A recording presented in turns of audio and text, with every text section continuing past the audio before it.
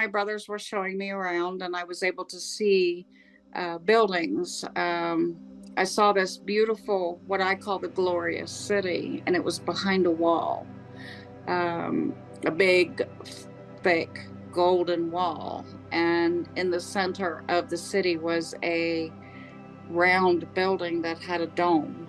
And I don't know what that building was, but I noticed how beautiful the dome was. And I saw other buildings like on the outskirts of the city. Um, and I could see a place where babies and children go, where they're loved and cared for.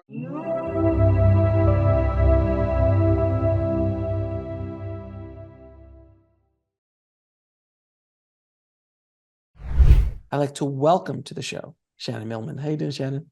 Good, thank you. How are you? I'm good, my dear. Thank you. Of course. Thank you so much for coming on the show and sharing your many near-death experiences. First question I have to ask you is, what are you doing that you keep dying? That's a problem. I don't know. I just slip out. Exactly.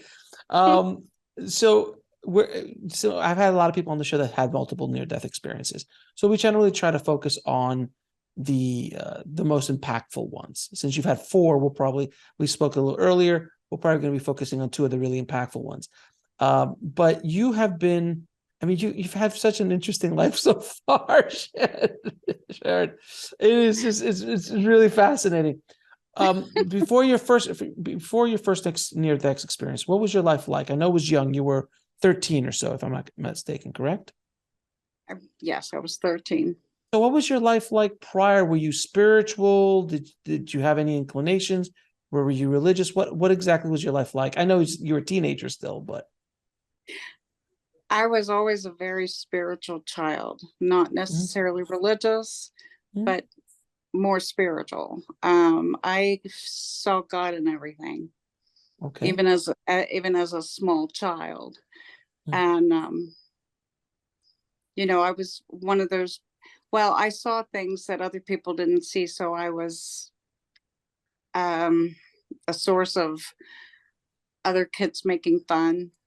But I was able to see people that they couldn't see. Right. Were you able to see spirits or? Oh, okay. So you were gifted like that from very early on, but you weren't weirded out by it. You just were very comfortable by it. No, I didn't know they were spirits. They looked so solid to me. They just were people. And they, even to this day, when someone shows up, it's like they're just as solid as you are. They're not transparent or shadow people or wispy, whatever. Glowing or something like that, right? Right. I'm like, please don't come to me that way, But they just come to me as normal people, usually younger than, younger versions of themselves. But they just look, to me, they're just people without physical bodies. And they are still have their own identity, their own personalities, and their own whatever. So you've been dealing with this since the very beginning, essentially. This is something that's been going on. So when you had your first near-death experience, tell us really quickly what happened during the first near-death experience. You were around 13, if I'm not mistaken. Right.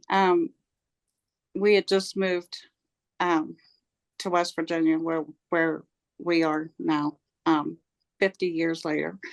And my parents wanted us to learn how to swim, so they took us to the Y down the road. And the teacher wanted, I was in the older class, and he wanted us to dive in head first, this way. And I saw the other kids doing it, and they came out just fine. But there was something in me that was like, I cannot do this. I just can't do it. And he told me, he said, you're either going to do this dive or I'm going to throw you in. And I was, he threw me in, and didn't work out. No, it didn't work out.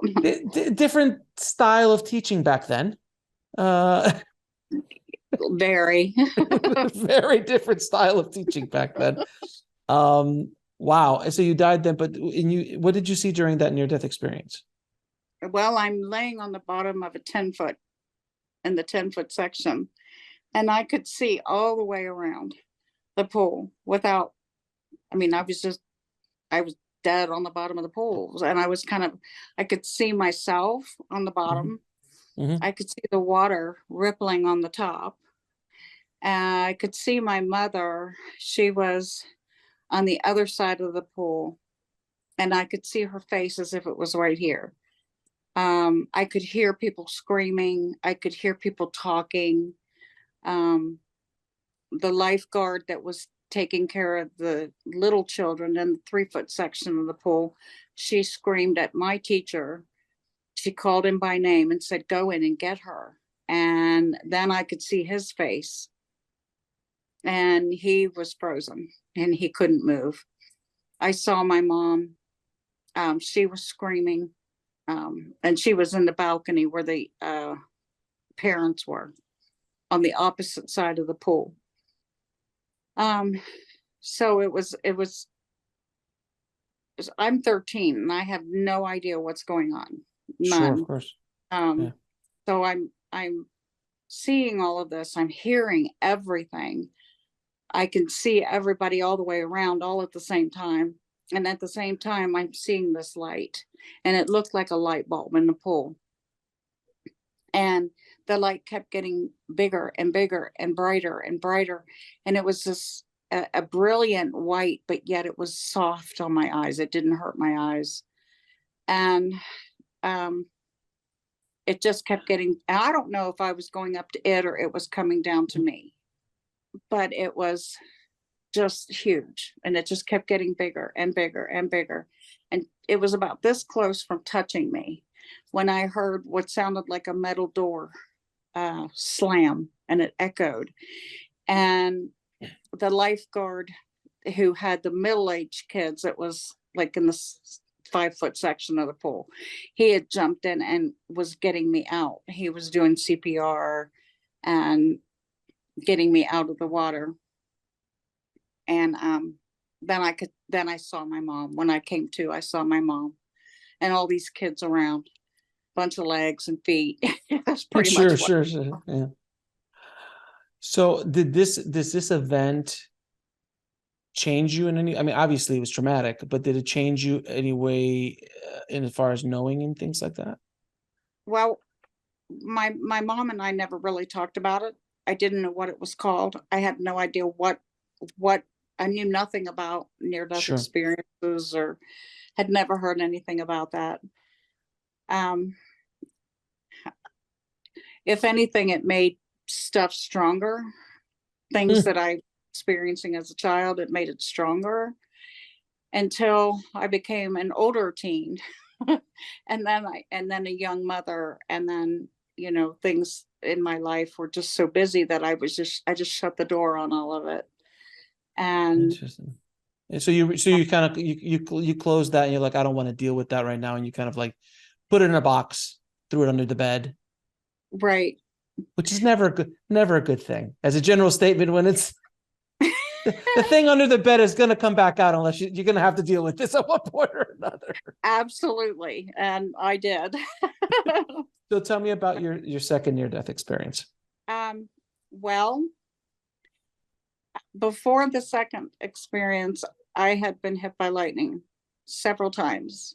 So it Oh, was, so we have to stop there for a second. What are you doing that you're near lightning and you not only are near it, but you're getting hit by it multiple times? And afterwards, did you play the lottery? Because the chances of you being hit by lightning so many times is pretty out there. it is pretty out there. And I've had people ask me the next time I have a near death experience, I'm supposed to go straight to Jesus and ask him what the lottery numbers are. Right. So everybody knows I'm going to do that. The If I next get one, another, number five, right? right. Exactly. I don't know if I'm a lightning rod or what. I really don't know. I Really? have no clue. It was twice was ball lightning and twice was the lightning bolts. And people are like, well, lightning comes from the ground. Well, there might be an arc from the ground, but if you look in the sky during a storm, you will see lightning bolts come out of the sky. And the lightning bolt came out of the sky and hit my arm. So, Sorry, so you were hit 3 times before the near-death experience? twice was ball lightning.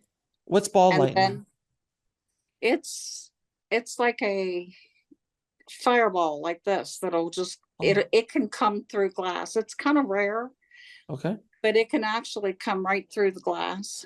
Okay. It looked to me like it had come through the little space between the windowsill and the window itself. That's how it looked like it had come through there, but it could have come through the glass. I don't know. We Got had it. a big Victorian house that had the heavy curtains and the Sure, sure. shears and all that. The only thing I know is that I saw the ball coming through the window, and it rolled across the room, and I was on the computer at the time. Back then we had the great big tower and the big monitor, that weighed 5,000 pounds. You couldn't pick it up and move it. Okay. No, I'm very familiar. So I'm typing on the keyboard, and this big ball of fire is rolling across the room, and it smacks my hands, and it fries. I mean, it just shook me to the core. My hands just tingled all the way up to my shoulders. It fried the keyboard. Interesting. All right, so we had the two ball lightning, one lightning strike. So that's 3, but you haven't died yet. These 3 right. were just primers, essentially. Exactly. Okay, so that was a 4. So what happened on the 4th lightning? I can't believe I'm saying this. On the 4th lightning strike and your second near-death experience, what happened? I was sitting out on the back concrete steps, and there was a roof over top of where I was sitting, and I was talking on a cordless phone, and it had started to rain, and I knew not to be on a corded phone, but I didn't think that a cordless phone would be any big deal. But apparently, don't go outside on the cordless phone. So I'm sitting there talking to my friend on the phone, and the lightning bolt came out of the sky, and it hit my arm, in my right arm, and it went through my body and traveled underneath the house. And we had a transformer that was right in front of our house, and it blew that to pieces. And I felt this, when it hit my arm, I felt this burning, searing, just horrific pain. And then I peeled up out of my body. I mean, I'm down on the ground. I can see my body on the ground. But once I peeled up out of myself, I didn't feel any pain. It was wonderful. It was like, I love this. I can do this now. But it was very strange because I didn't know I was dead. I mean, it happened so quick that I didn't have time to process in my own mind, I guess, that I was dead. That crumpled body on the ground was me. And I walked into, or floated or walked or whatever it was, and I went into my kitchen. And as I got into my kitchen, everything had this burnt gold look to it. So I'm looking around at the curtains, and I mean, it was just very odd. And I noticed that the lace curtains on my windows were not my curtains. So I went into the dining room, which was just off the kitchen, and I noticed that none of that furniture was mine. It was my house, but it was not my furniture. And I'm walking through, and I can get around. So I went from the dining room into the living room, and from the living room into the parlor. And nothing in that house was my stuff. And so I heard this old time radio show playing, sounded like something from back in the Waltons.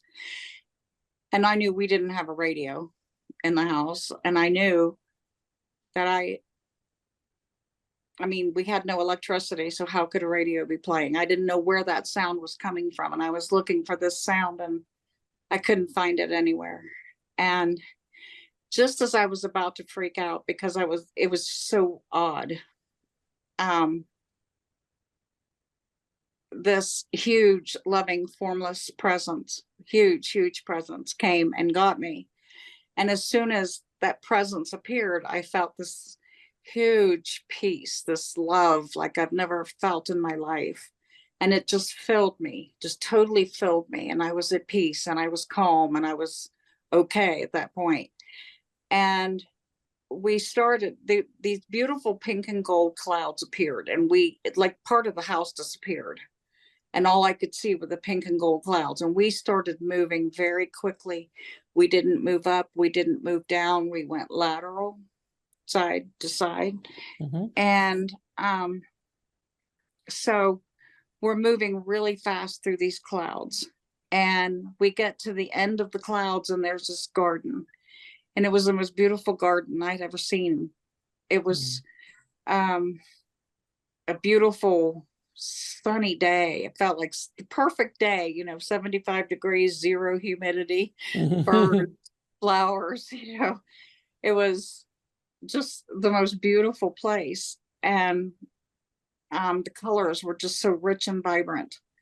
And there were colors that there weren't even words for. I could hear music, and it was like everything has a vibrational sound. The leaves on the trees, the flowers, each color, the water. There was a stream that just like looked like there was a bazillion diamonds sparkling in this water, and it was going over some rocks. And so I noticed that the rocks had a sound, the water had a different sound. Each individual blade of grass had a different sound, colors, everything had a sound. And when you put all those sounds together, you hear this magnificent orchestra. It's like everything was singing praises to God, everything. And it was so beautiful. I call it big music because there were lots of instruments and lots of intricate pieces all put together to make this melody. And there were two young men that stepped forward to greet me. And they were wearing this ivory, very intricate linen clothing. And I noticed that the clothing was a herringbone weave. I mean, they literally took a snapshot of the weave pattern and stuck it in my face for future reference, which I found out years later what that was. But at the time I didn't know, like, okay, Thanks. Nice outfit. Exactly. But it was sort of an instant, sometimes it takes me being hit over the head with the 2x4. Sometimes it takes being hit by lightning for me to understand what's going on. And I had at that point, I was just floating along. Everything was so magnificent, and I was in that awe factor. And the two young men were my two brothers who had died when they were babies. It was Michael and Stephen, and they were a year apart, and they were younger. I was older than them. And when they smiled at me is when I realized who they were. I was like, oh my gosh, you look just like Dad, and we had our family reunion, and the hugs and the tears and I'm so happy to see you. Dad would be so proud of you. You're so beautiful. And in fact, they looked exactly like my dad when my dad was a young man, except that they had longer, curlier hair than he did. And their hair was a darker blonde with this color blonde running through it. And they glowed. They looked like they'd been on the beach all day long. And they had this glow about them.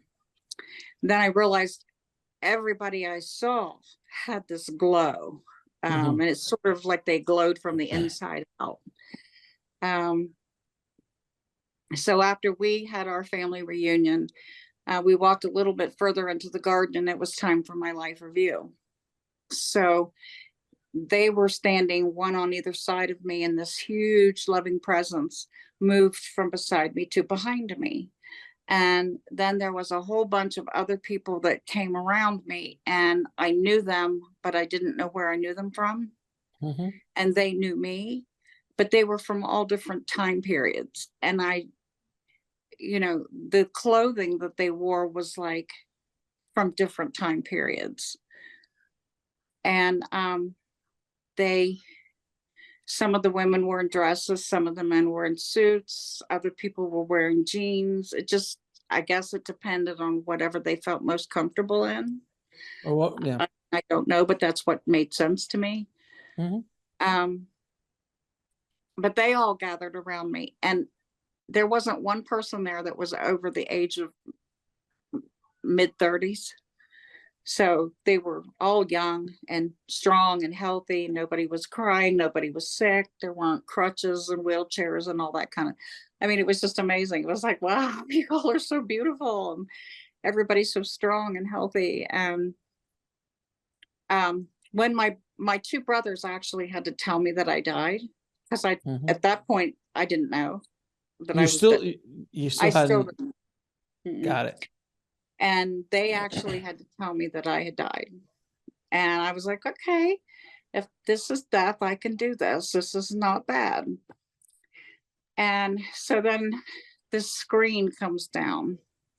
Now, when they told me that I had died, I looked down the front of me to see if I still had a body, because I felt like I did. Mm-hmm. I still felt like me. And I looked on the front of me, and I could see my hair going down the Mm-hmm. front of me. I could see my clothes that I had wore that day that I still had Mm-hmm. on. Mm-hmm. I could feel that cool grass on my feet. So I could feel, and I could smell, and I could touch, and it was like I could see 360 degrees all the way around. So I could see even the most minute detail without even turning my head. And so after they told me I died, I'm looking, and I'm seeing that I still have a body, but it was light. It wasn't heavy like our bodies are here. And I wasn't concerned whether my hair was okay or whether my makeup was okay. That didn't matter to me. I felt loved and accepted, and I had never felt loved and accepted in this lifetime. I'd always been told, you're fat, you're ugly, you're stupid. And I'd never felt the love that I felt there. And so a screen comes down, and I'm watching this screen, and it was like watching an old-fashioned black and white movie on an old-fashioned movie reel. So I'm watching my life review, and it was from the moment I was born all the way until that day that I died. And I didn't know I was supposed to judge me. I didn't, nobody else seemed to be judging me, and I didn't realize I was supposed to be doing that. And so I didn't. And the life review was just over like that. And it was, I kind of thought, that was quick. Life must have been pretty boring, because that was over really fast. And I asked my brothers, did I miss something? What am I missing? And they just kind of grinned, and they didn't really answer me. And I thought, that's not fair. You're playing a brother card on me here. But I realized that nobody else was judging me. I didn't judge me. And so it was over, and that was it. And there wasn't the judgment that, not to say there isn't judgment, but I mean, for me, there wasn't any judgment. I did not feel judgment at all. I felt love from the being, the one I call God, the big, huge, formless. And nobody, my brothers didn't judge me. The other people around me didn't judge me. So I didn't feel judged at all. And I started thinking to myself, well, maybe judgment is when we judge ourselves in front of God, who is perfect. And if we feel that we need to be punished, then we get punished. But if we don't need to be punished, then we don't.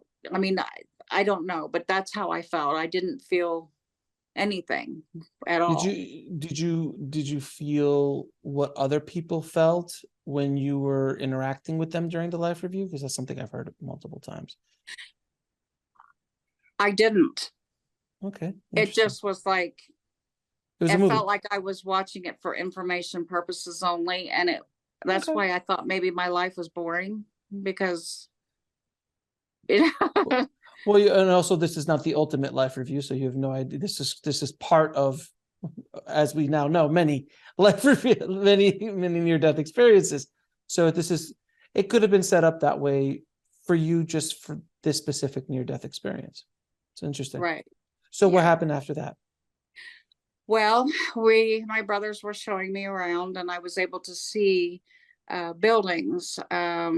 I saw this beautiful, what I call the glorious city, and it was behind a wall, a big, thick, golden wall. And in the center of the city was a round building that had a dome. And I don't know what that building was, but I noticed how beautiful the dome was. And I saw other buildings like on the outskirts of the city.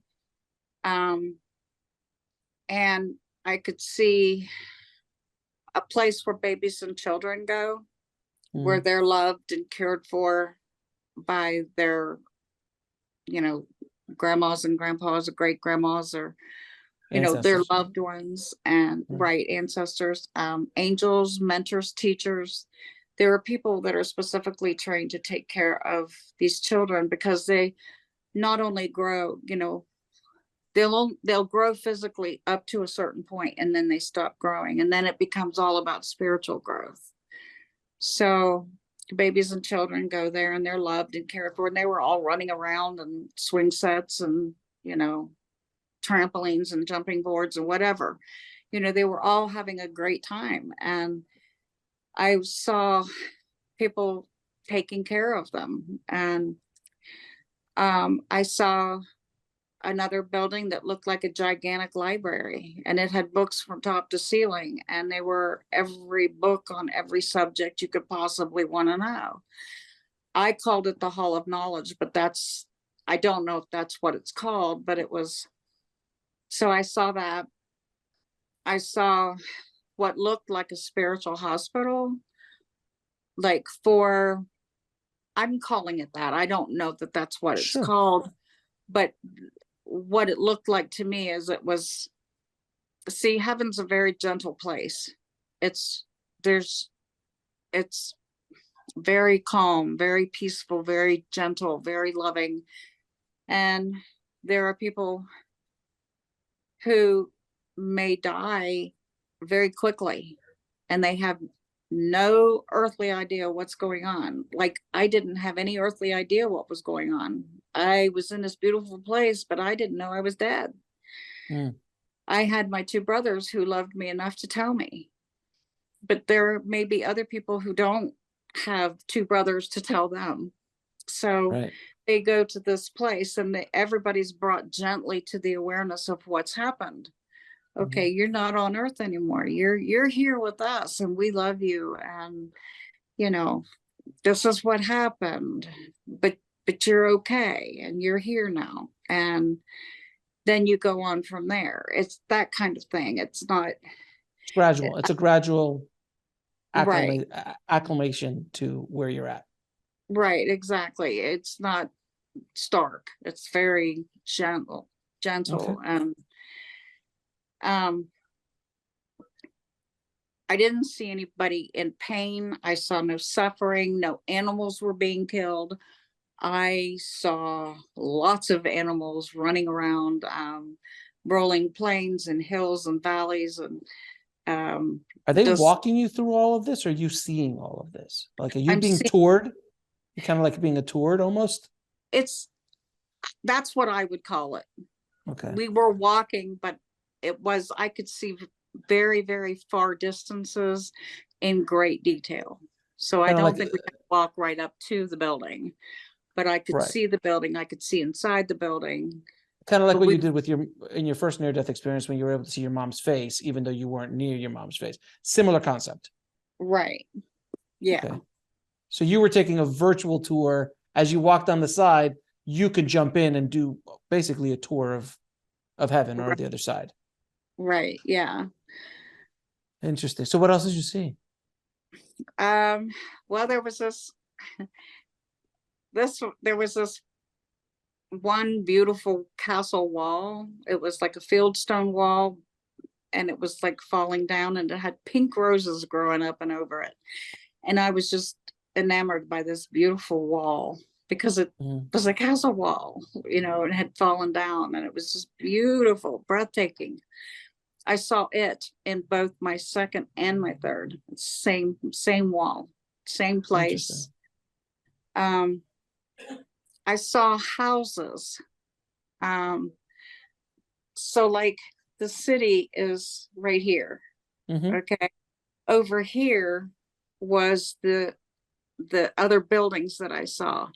Over here were these houses, and one was sitting on a bluff, and I could see the ocean water splashing up on the rocks.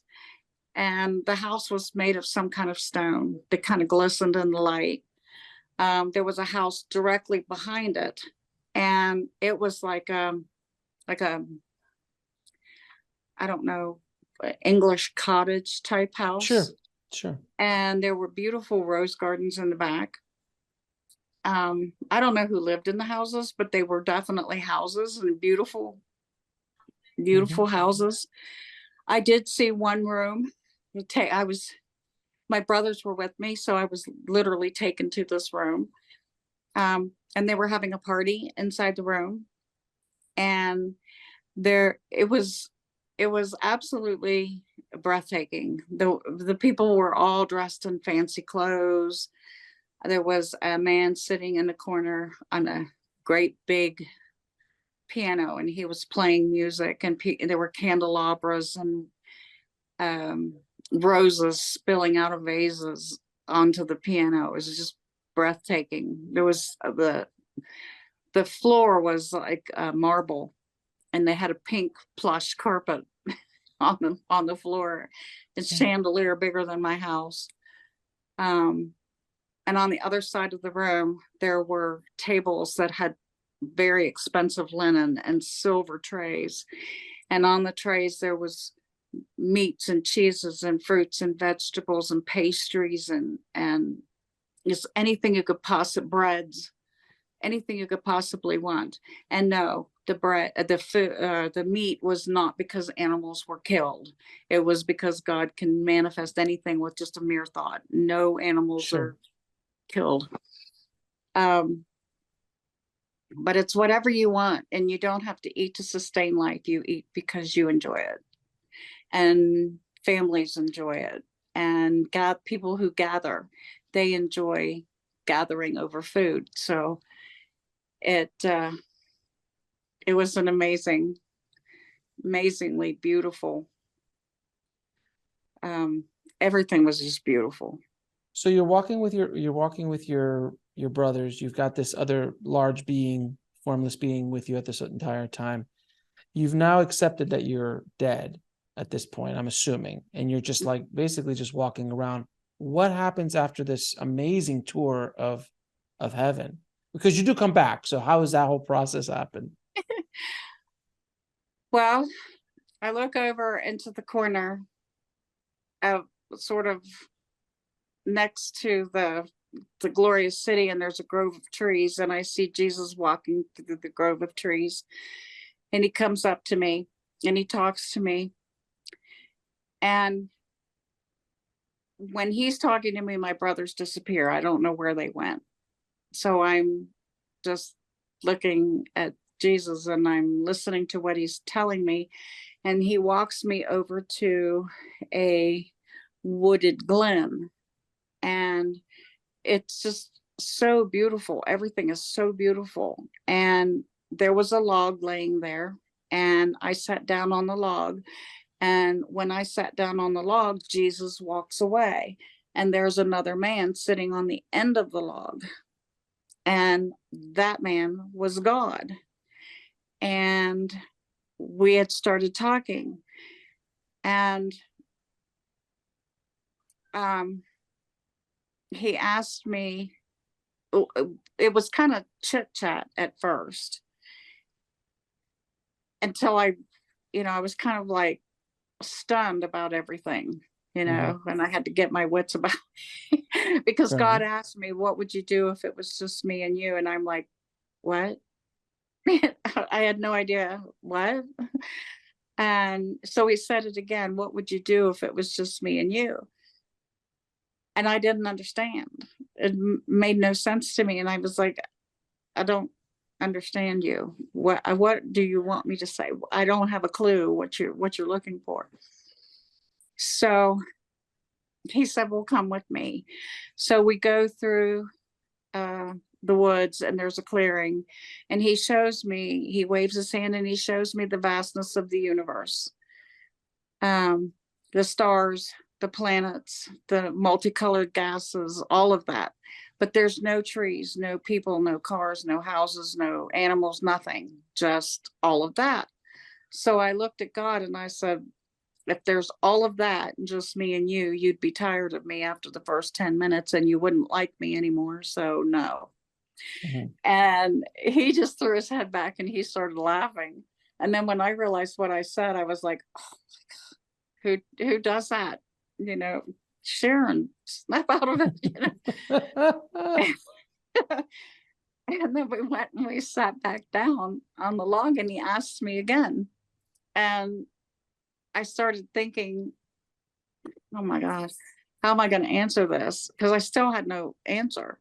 So I'm looking at this beautiful tree. In this beautiful tree, I could see all the detail, the bark, the roots beneath the ground, and just everything is connected to everything. The trees clean the air, we breathe the air, and all of that.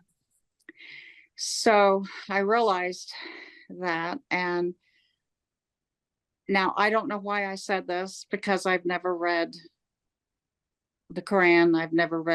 I don't know a thing about Islam. I don't know any of that. So, but I said, God, your 100th name is God is everywhere, God is nowhere, and God is in me. And he said, yes, that's right. And I said, God, you made this tree. You are in this tree. So when I see this tree, I see you. He said, yes, that's right. Mm-hmm. Well, then I said the same thing about my parents. You made my parents. You're in my parents. When I see my parents, I see you. I said it about my children. Then there was this person that was very abusive to me and hurt me a lot. And I said, even though this person has hurt me a lot, you made this person. You are in this person. So when I see this person, I see you. He said, yes. He said, now I have a question for you. He said, what would you do if it was just, or what would, if you were looking in the mirror, what do you see? And I thought, well, you made me, you're in me. So when I look in the mirror, I see you. He said, yeah, that's right. And what he was telling me, he started telling me, I love you. I'm with you. You are not everything that everybody tells you you are. You are not what the world makes you to be. You are what I make you to be. And I don't make mistakes. I don't make junk. You have a purpose, just like everybody has a purpose. And that's important. And you need to start seeing yourself that way. And so then after that, it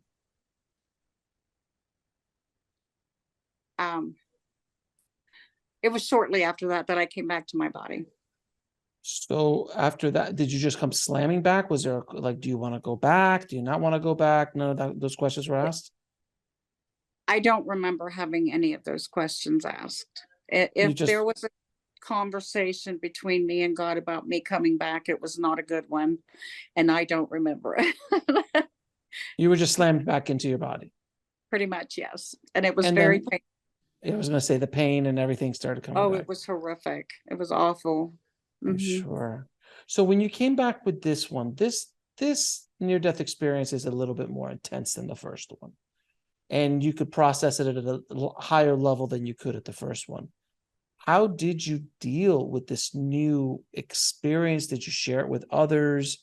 How did you just psychologically process it all? That's a good question. um, I had no idea at the time. I still had no name for it. Mhm. I had never heard of Near near-death death. experiences or Dr. Moody or I didn't know any of that stuff. Mhm. Um, I was talking, the lady I was talking to on the phone when I got hit by the lightning, she was Native American medicine lady. And she, about 2 weeks after the incident, she got a hold of me to find out if I was okay because she heard me scream and then the phone died.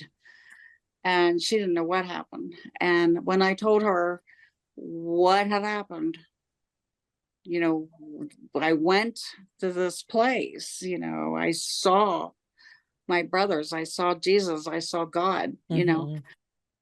she was able to tell me what it was. Mhm. She knew what it was actually called. And um, when I came back, I was in what I call the pink bubble because I Mhm. don't know what else to call it. I was floating, literally floating. People said I was glowing. Um, I could see things and hear things from great distances. I could hear it and see it. I saw the grass literally multiplying and growing across the yard. I could see flowers open up and close. I could hear electricity humming in the air. And how did you again process this? Because that's a lot of information. Well, if it wasn't for my friend, I didn't know what to think. Um, I was in a very abusive relationship at the time, and I was told I was losing my mind, that I was crazy, and I wasn't. Mhm. This was all a part of that oneness. I was still in that oneness with God, that oneness with everything and everyone, and I loved everyone, and you couldn't hurt me if you tried. Mhm. And it was like 6 months of floating, Oh wow! So you literally held this. You held this for about 6 months. 6 months. And then it was like I got thrown down a flight of stairs and I came out of it just like that. Oh wow. And I was in shock for 6 months. And I had to call my friend again and say, "What's wrong with me?" And she said, "You're in shock." To go from that bliss, that oneness with God and all of creation, to the cruelty of others, and you came out of it so abruptly that I was in shock and I felt nothing. I wasn't happy, I wasn't sad, I was nothing. It was just, and so I was worried about that. And she said it'll pass. And it did. It S- passed. So okay. So now let's go to your third near-death experience, which Okay. is which is another intense one as well. Correct? Yes. What led up to that? What happened? That was November of 2016. Okay.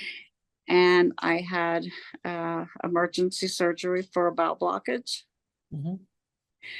And I was in surgery, and I, actually has happened is I aspirated on the breathing tube, and Mm.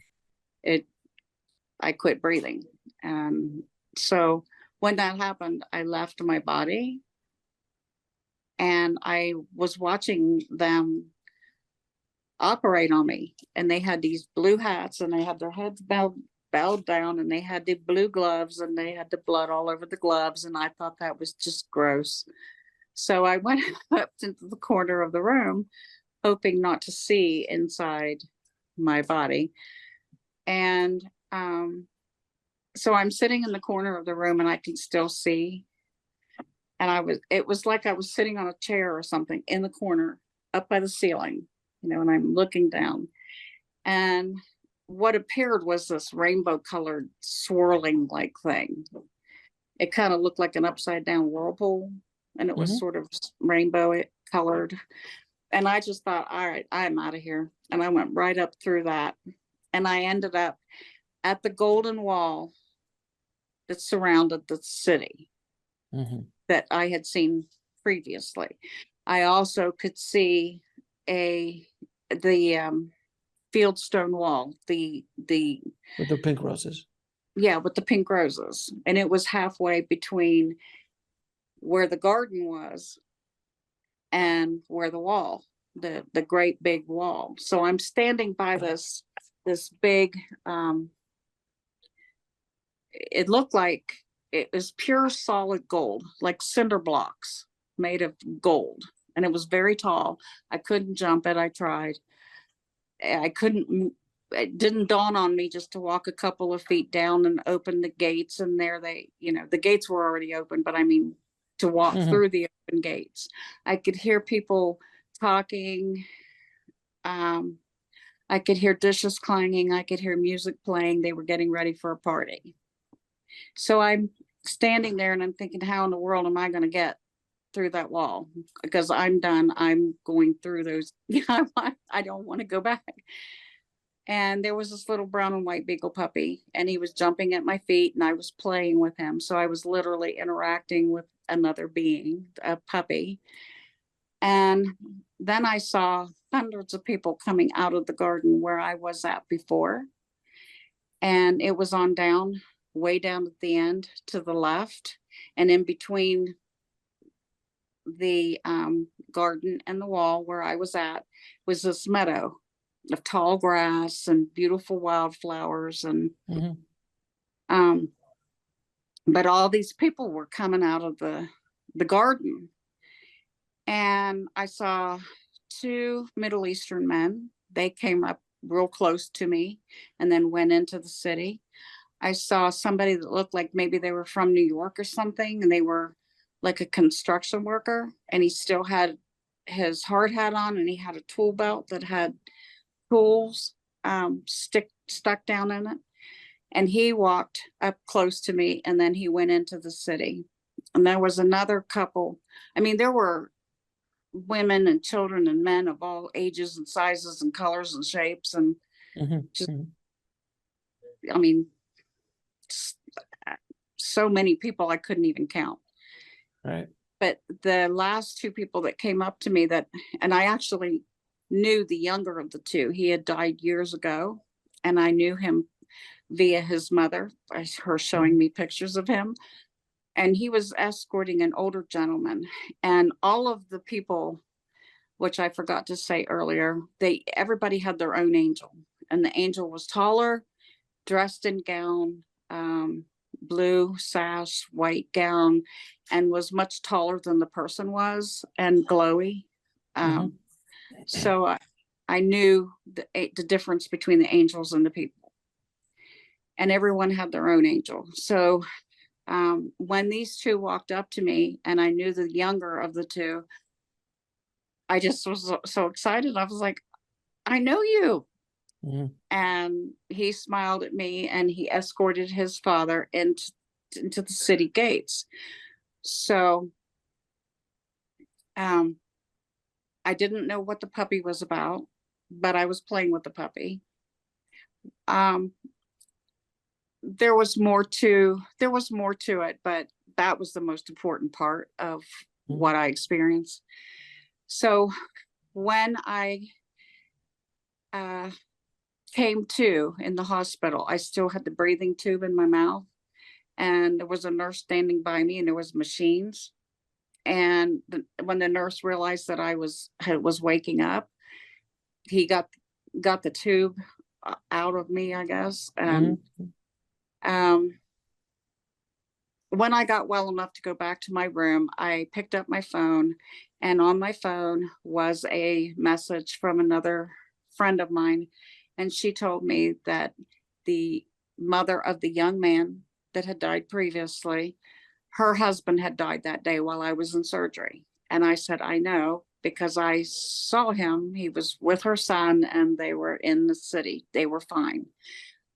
My daughter came to see me at the hospital that night, and I told her the story, and I mentioned the puppy, and she said, Mom, we had to call the police on a neighbor who was seen beating his beagle puppy to death. And I said, that puppy's there. The puppy's fine. Our animals do go to heaven. And I told her not to worry. The puppy was fine. So why? Okay, so on this third near-death experience, you didn't have any guides. You didn't have any other entities. It was kind of like you were just dropped into where you were left off, and you were kind of like just kind of just checking out what was going on, but you weren't part of it technically. You were just viewing it in many ways. Right. And then you, The only part I played was the playing with the puppy. Right. And interacting with the kid that you knew. And then you get slammed back into your body. So, and then I'm assuming you're old hat at this point at near-death experiences, so you're able to handle this, dealing with this at this point. I have to ask you the question, why do you think this happened to you? Why do you think you've had so many of these near-death experiences in this lifetime? Two things. I think I keep trying to find a way out. I keep wanting to leave. And God is like, oh, no. I still got more for you to do. You're going back. But I don't want to be here. I want to go back there. I want to be there. And this life has been very hard. It's been very painful, very hard. And I just kept wanting to leave. And at one point I even cried and said, God, what is wrong with me? Do you not like me? Do I smell bad? What's the problem? You keep throwing me back there, And the other thing is I believe that the third experience happened because I needed to let the mother know that her husband and her son were okay. And I needed to let my daughter know and others know that our pets are just like our loved ones, and they go to heaven too. And we are going to see our loved ones again. I used to play with my brother Michael when I was a little girl. He was one of the people I used to see all the time. And then he stopped coming, and it was like I felt abandoned. Where did he go? Why? Why did he leave me? And but he was in heaven, and he was watching over me still. And I think it's so that I can let people know there is another side. This is not all there is.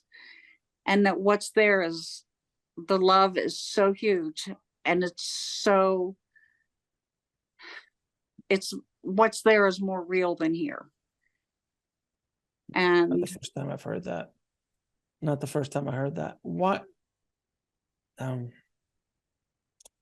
Your story is remarkable, and that you keep coming back, and it's a unique.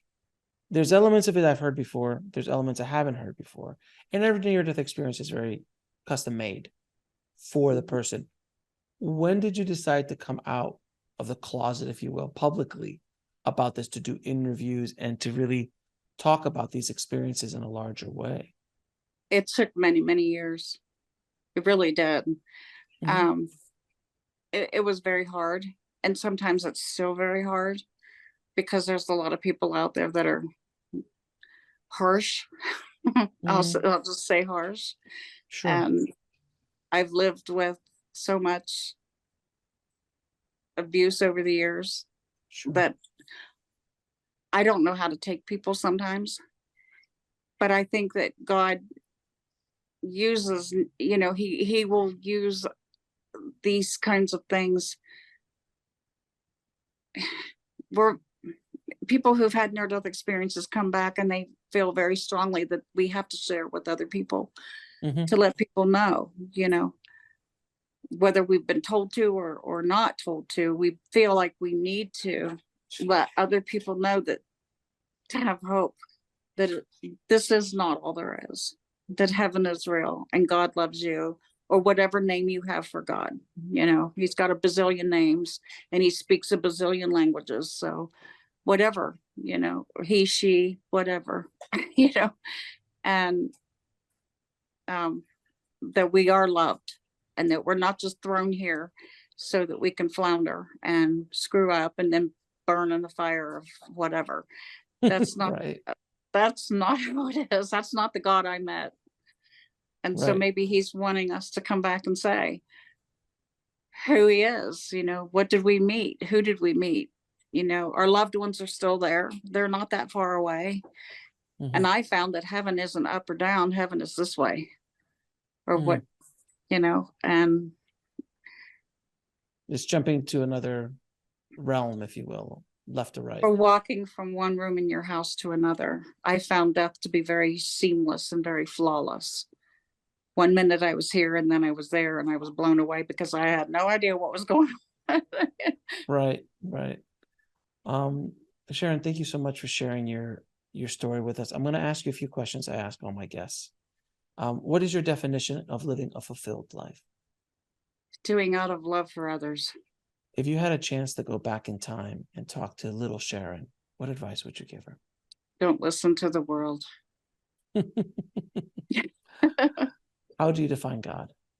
God is that huge, formless, loving spirit that was with me. God is spirit.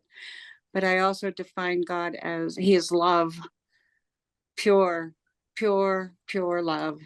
And the other part of my definition is that he's not limited.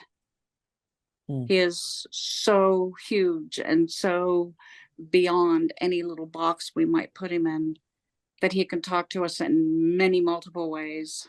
And it took him 4 times of hitting me with lightning before I was smart enough to listen. And he kept turning up the volume each time until I was in front of him and he could say, hey, I didn't make you to do this kind of stuff. Don't listen to all those people. Listen to me. And what is the ultimate purpose of life? For us to love each other. And there are many kinds of love. So it's not just the physical love, but it's the I would die for you kind of love. I love you with no strings attached. And I love you exactly the way you are. You don't have to change and be anything other than who you are. And it's that kind of love. And if we can do that, if I can do that and you can do that, and the next person, we're all changing our own little part of the world. And I think that's what we're here for, is to learn how to love and be loved. And where can people find out more about you and the work that you're doing in the world? Well, I'm on Facebook. I have a WordPress website. They just look up Sharon Milliman and you find. I'll find you. I'll put your links. I'll put your links in the show notes. Don't worry. And do you have any parting messages for the audience, Sharon? Just to remember that God loves you. Whatever name you give God, he loves you so much that he thinks about you 24/7, every single moment of every single day. And if you stop thinking about you for 1 second, you would just cease to be as if you never were. And he loves you that much, and he loves me that much, and the next person. He loves us all that much, and he can do that all at the same time. And that he told me one time, it doesn't matter how tiny you might be in the grand scheme of all that I've created, you are so intricately important to everything I've created. And if you cease to be, my creation changes. That's how important you are. So. Sharon, thank you so much for coming on the show. Thank you for sharing your amazing experience with all of us and your bravery to put this out into the world to help other people. So I do appreciate you, my dear. Thank you again. Thank you. Thank you. Thanks for watching. Click on one of the videos below to continue your journey, and don't forget to subscribe.